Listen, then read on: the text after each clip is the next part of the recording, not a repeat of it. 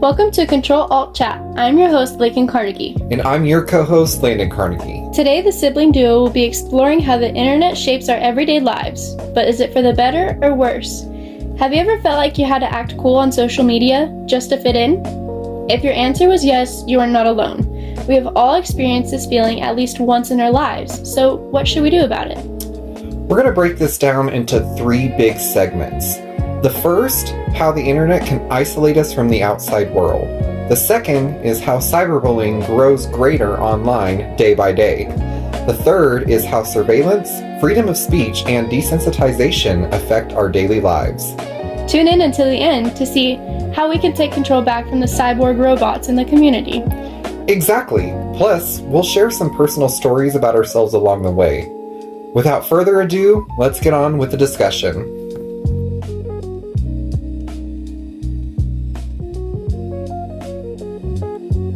So, let's take a deep dive into isolation. Have you noticed how young children are glued to their phones or tablets?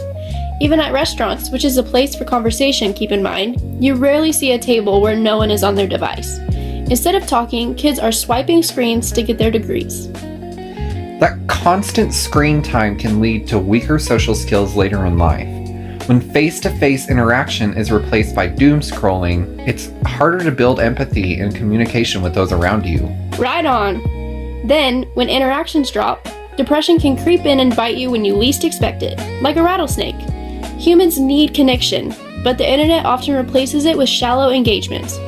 Don't let the snake consume you, or you'll be in a world full of pain, metaphorically and figuratively. One thing I've noticed recently, especially in today's time, is, kids need constant stimulation. And, where else do you get that? Most kids these days, they want to look towards social media.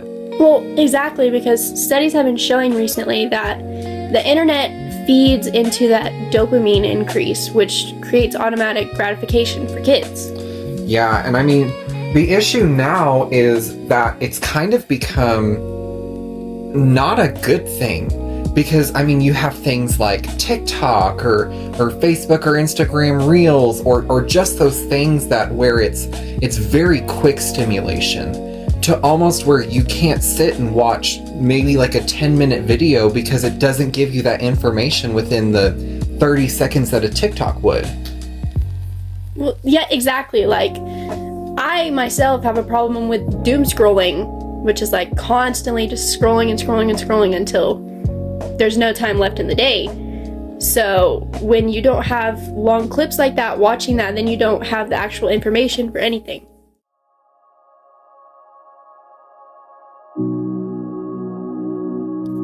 Now, we all know bullying has always been around since before Christ, but online, it's amplified. Have you ever asked yourself, why do bullies feel braver behind the screen?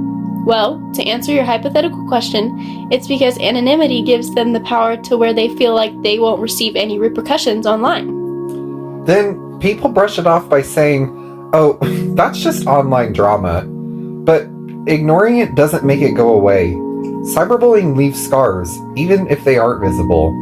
Criticism online spreads lightning fast. People see it and possibly agree, but then they rarely step in to help. That silence can be just as damaging.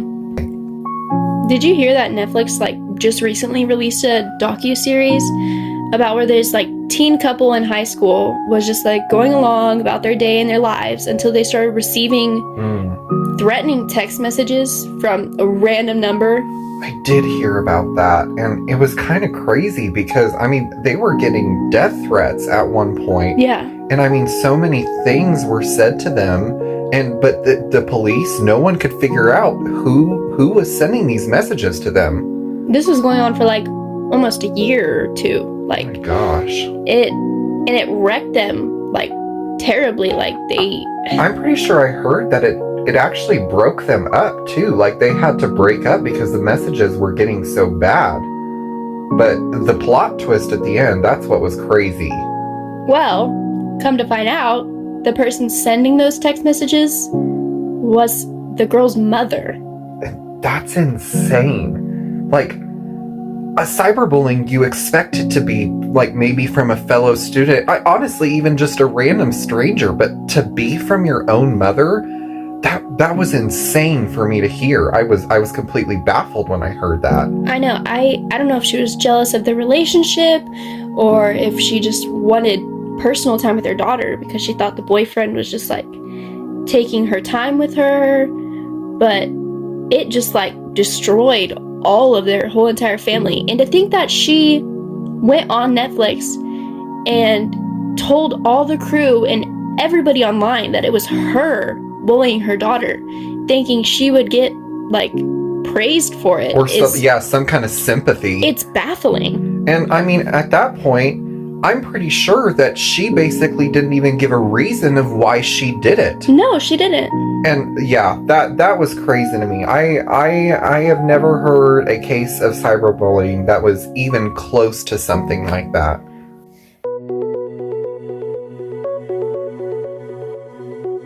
Have you ever talked about something, then suddenly seen it pop up on your feed a couple minutes later? Feels like someone's watching. Maybe a spy?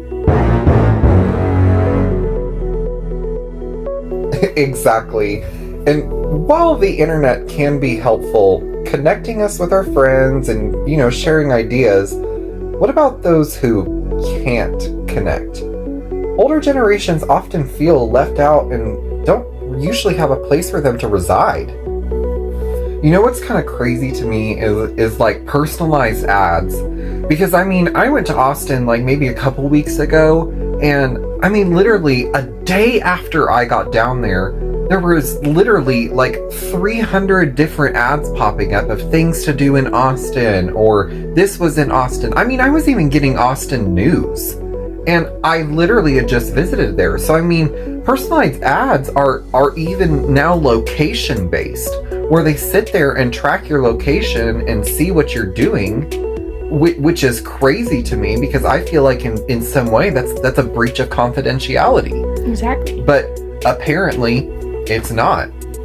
Well, exactly. Like, I had the same thing happen to me a couple days ago in high school. I was in, I think, my 5th hour class, and I was just looking for a hair product for a dance competition. And it was specifically a type of hair gel that had a green bottle and all this stuff, but it's not important. And I was looking at it, and then a couple seconds later, I went on YouTube, and I saw about 8 different ads for that exact hair gel. And I went on Pinterest to find some art inspiration, and that exact ad was there too. Like, they're always watching us, regardless if it's on our personal accounts or like work and school accounts. It should be, there's something should be done about it. And one thing that's crazy to me is, all these platforms are very different. Like you said, you had YouTube and you had seen it on YouTube, but then all of a sudden you saw it on Pinterest. Those are 2 completely different platforms. But then all of a sudden it's sharing the same ads. So it makes you wonder, how is this information getting shared in between all these different apps? To me, it just seems strange and almost like Big Brother is just constantly watching over us all the time. Well, I think that Facebook is like the craziest of them all. Oh, absolutely. Because I can just be talking about something. I don't even have to look up a product. I could be talking about how I wanted to buy like a Toyota made in like 2016. Seconds later, I go on Facebook and that exact make and model is just on there on my front page when I didn't even look up anything about it. And it's almost like our own mother, she won't try and like look up anything. She doesn't want to do anything. She won't share her location or do anything because she's too scared that someone's going to track her on her phone. Well, because it's true. People need to fear for something like that because someday it's just going to take over our whole being. Like, the government is actively spying on us. Yeah, watching us, absolutely. And that could lead to them like taking our information, fraud, like all these types of ideas that could happen to us. Especially recently with all these hackers, like, it's been getting so crazy recently. And I mean, you see, like, Google will have a breach in confidentiality, and then, like, all these files will be released. Or Microsoft had a big, like, spill out years ago where all these different people's information was just given out to all these different hackers. Yeah. And so it makes you question, are we really safe online? Well, because at my school, a couple days ago, all the teachers' computers got hacked, and they completely wiped all of their files, all their pictures, every single thing they had on their school computers. And so they had no idea what to do. And, like, I was thinking, how does somebody get that information? Like, they had to be talking about it, because they were able to get a hold of, like, information, and sometimes that can even be, like, incriminating to the person that it's about. And I mean, the other crazy part about it is, I mean, it's not even schools getting hacked. I mean, you see hospitals getting hacked too, and all of their equipment, all of everything. And I mean, most of it usually happens on TV, but it does happen in real life. Where, I mean, a whole entire hospital system, I mean, you're talking heart monitors, IV pumps, any kind of system that's connected to a big mainframe network can be hacked instantly and completely taken over within seconds. And I mean, it's crazy things like that, especially when these hackers want some kind of ransom along with it, and they want to be paid back. Yep. It's honestly baffling to me. It is. Then there's obviously freedom of speech. The First Amendment protects it, but online it's rather complicated. Yes, people can express themselves, but false information is spread just as fast. Plus, I mean, arguments online often end in a downward spiral, resulting in so many different types of quarrels and arguments and so many things like that. I mean, for example, it's like a parent and a child fighting, but with millions of people watching. I mean, as we know, Elon Musk took over Twitter, or as we know it now, X. Mm-hmm. But one crazy thing about that is, I mean, Twitter was one of the most monetized platforms that you would have. I mean, you can post anything, especially something that's just off the top of your head. And if it has any kind of derogatory statements or any false claims, I mean, it could be removed off of Twitter within seconds. But now, Twitter has become a free speech land, if you will, to where you can say anything you want, whether it's true or not. Now, I will say, at least for X, they have started introducing things that fact check the actual post, or maybe it's an article or something, but anybody can post anything. And I mean, it's crazy because now there's no repercussions for it because it's protected under the First Amendment.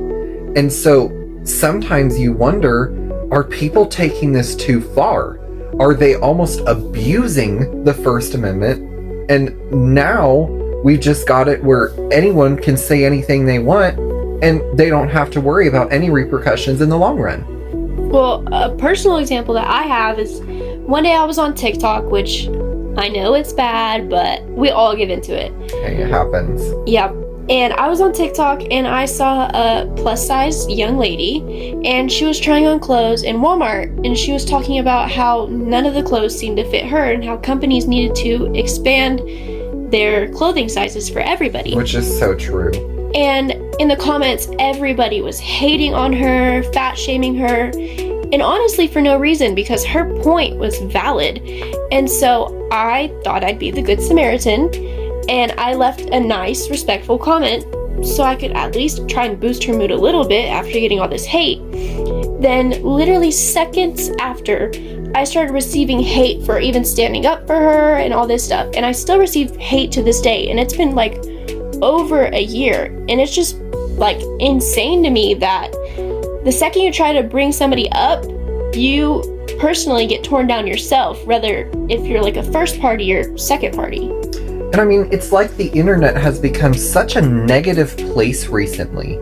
It's almost like negative content, I mean, it gets more likes and shares, and and so much more interactions with it now than anything positive would. Because, which is crazy to me, it's almost like more people in the world want to see negative things. Exactly. I mean, we start becoming so desensitized by seeing all these negative things every day that now we're just kind of used to it. It's just kind of the normal now, which is absolutely insane.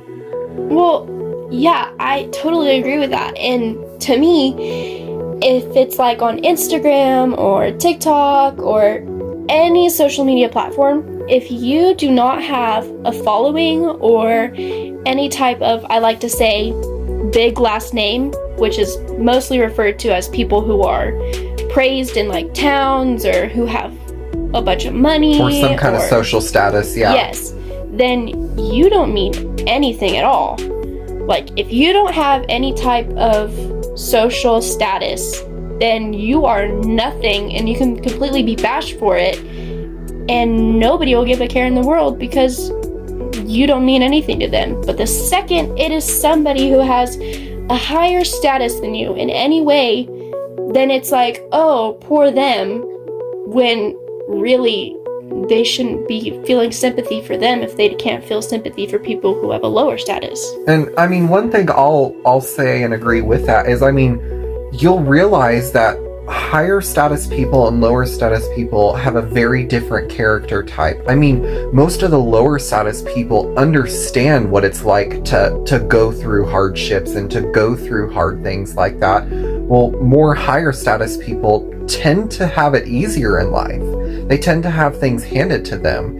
And so, I mean, that kind of dynamic, you kind of get where they get the lower status person, I'm going to be nicer, I'm going to be more kind to people, and then you can have the higher status people which feel like they don't have to put in the effort because why? Their life is great. Why would they have to do that? It's crazy to me, and it's something that I think we as a society really need to think about.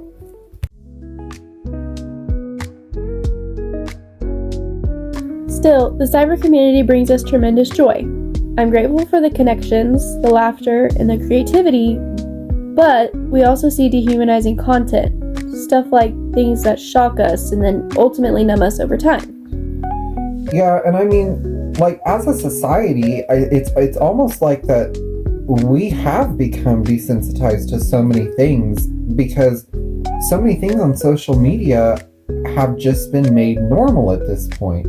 I mean, you have all these, if you want to call them content creators, doing all these pranks in public where they're almost destroying things. Like, it's practically vandalism. Like, I literally watched, like a TikTok about this one guy who jumped inside one of those ball pits in a Walmart and caused them all to just spill everywhere. I saw that. And I mean, I can guarantee you he's not helping out. He's not helping them pick it up or anything. Knowing them, he's the type of person that just runs.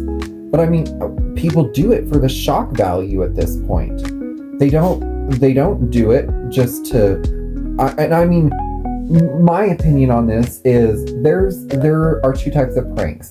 There's a prank that's fun and can actually make someone laugh. And then there's a prank like that, which makes no one happy in the long run.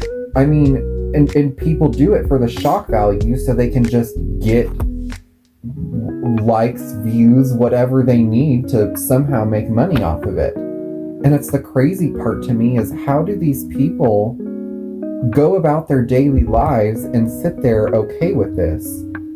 I don't understand it in any way, shape, or form. One thing I realized is that, I mean, even after COVID, it's like everything, like, you need more shock value to everything. Mm-hmm. Because, I mean, I may be 23, but back in my day, I mean, we watched things like Charlie Bit My Finger, Crazy Frog, Charlie the Unicorn, weird stuff like that. But, I mean, it never became something to where it was harming people in their actual daily lives.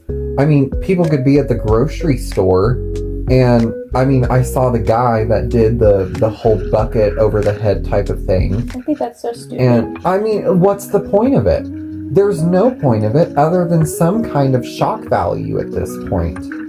And so, I mean, I agree that social media can provide a great outsource for certain types of things. I mean, there's people who have, like, especially singers recently, a lot of singers who probably would have never put themselves out there or had no idea how to put themselves out there, were able to do it with TikTok or literally any other platform. And I mean, it has its great sides to it, but when you have all these people that tend to ruin it over time, that's when it becomes so desensitizing and to where you just don't care. It just becomes the normal of what today is. Usually you would think maybe 5-6 years ago that, oh my gosh, that's crazy. Why would people do that?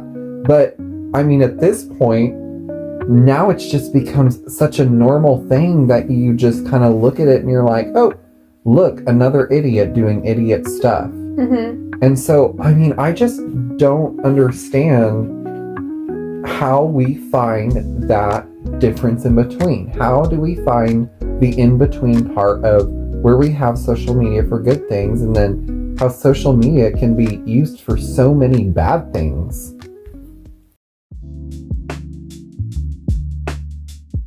So, what's the big picture? Yes, the internet is powerful, like an almighty king, but it can also be dastardly. It isolates us, enables bullying, listens in, and desensitizes us. Who would want that? But the truth is, we don't have to be controlled like puppets. We can take charge of our own lives by setting boundaries and using the internet intentionally. That way, we can be our own masterminds instead of the internet thinking for us. I mean, exactly. Now, I mean, let's not forget that the happiness that it does bring to the world and to everyone who's on social media, but let's also stay mindful of the many potential dangers that social media and, I mean, the cyber community alone can have. On that note, thank you all for joining us today on Ctrl+Alt+Chat. Until next time, stay connected, but remember to stay human. If not, our world would be in the Matrix. And as much as we would all love to meet Keanu Reeves, I promise you, it's not worth it. Lakin and Landon signing out. Still, it's not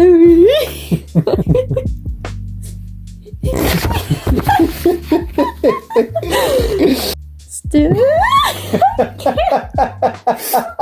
can't do it. Yes, we can. Still, the cyber community brings us tremendous. I read The way you laugh at the beginning.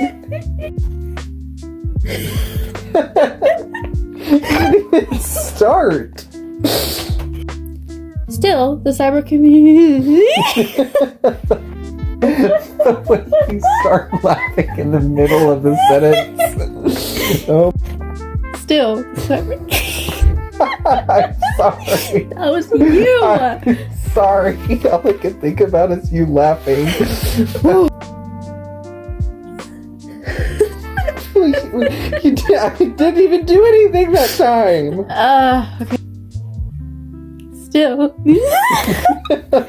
Why do you laugh like that? I hate you. I'm sorry, it was a little glance that we had with each other. That wasn't even me. I can't even bother. Still, the cyber community brings us tremendous joy. The grateful. The grateful. Still, the cyber community brings us tremendous joy. I'm grateful. My nose sniffle, you could hear it. Still, the cyber community. Why did you do that?